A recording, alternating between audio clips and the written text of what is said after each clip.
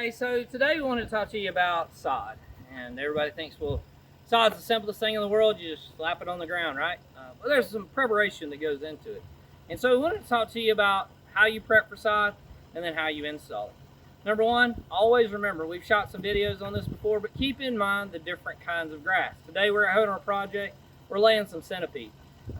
We've done other projects where we lay zoysia, Bermuda, those kind of things. So keep in mind the type of grass that you're laying and the conditions. Remember, shade, sun, exposure, all that kind of stuff. So we want to talk about preparation. As you can see behind me, this is a project that we are actually actively laying today. And you can see that our guys have come through and they have raked and leveled out the ground behind us. Sod preparation is all about being prepared and the readiness of the sod and getting everything situated. Then when you lay the sod, it goes faster, quicker, easier, and then at the end you have a better result.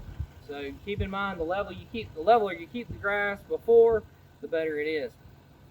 Also keep in mind, look at the condition of the grass, the soil that you have. In this particular case, we have some good topsoil.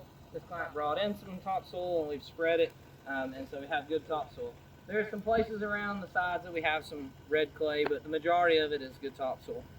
We do run into situations and clients who have nothing but red dirt, and then they want to know why grass doesn't grow. Well, in Georgia, that's very complicated. So check your soil. You can check your pH, pull a soil test, see how much, what your pH looks like, see what your soil analysis gives you, and then that'll also give you an idea how much fertilizer to put down, what kind of fertilizer, those kind of things.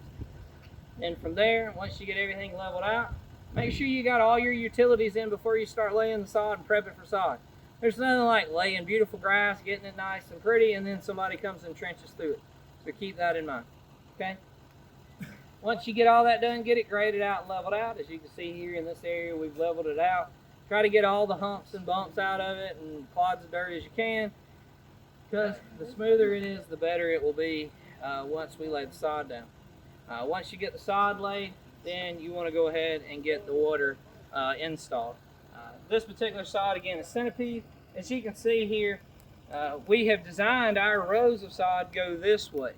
It's maybe a little difficult in our video, but the water flows from this way to this direction. So we have the sod perpendicular to that. And the reason we have the sod perpendicular to that is so that when the water runs down through here, it has to run over the sod. It won't run between the sod, the gaps in the sod, which will erode the ground out from under the sod. And so the reason that we lay it this way is because of that particular reason. On your project, make sure that you're laying your sod in the perpendicular direction from your actual water passage, and keep that in mind.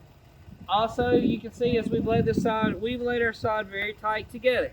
The reason we've laid our sod very tight together is because we do not want to have that gap between there. Because if you have that gap between there on your sod, then it takes time for it to grow in. It also will give humps and little gaps between it.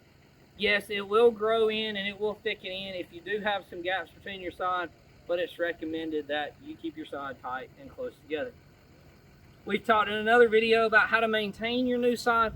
Keep that in mind. Today we're sitting in August, and as you can tell, I don't know about you, but it's hot and humid here, and we have to get out here and make sure this water gets sod. So as soon as you get the sod down, make sure you start getting some water on it so that it can take root. Remember that the drier the soil, you may want to take a water hose and wet the soil, because the sod is typically wet when it's cut. Then when it hits the ground itself will suck all the moisture right out of the sod and cause it to dry out. So keep those couple simple things in mind. 1, keep in mind your soil. 2, keep in mind the preparation that goes with it, the grading and the leveling. Keep in mind your pH levels and fertilizer levels currently. And then also when you get to laying your sod, make sure that you have your sod butted up close together. And so that way you'll have a beautiful lawn in your project.